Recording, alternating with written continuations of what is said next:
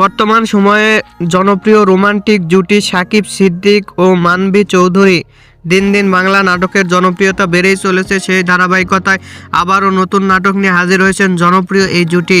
নাটকটির নাম প্রিয়জন। নাটকটিতে অভিনয় করেছেন বর্তমান সময়ের আলোচিত অভিনেতা সাকিব সিদ্দিক ও আলোচিত অভিনেত্রী মানভী চৌধুরী। এই নাটকটি রচনা ও পরিচালনা করেন আদর মিরাজ। নাটকটি খুব শীঘ্রই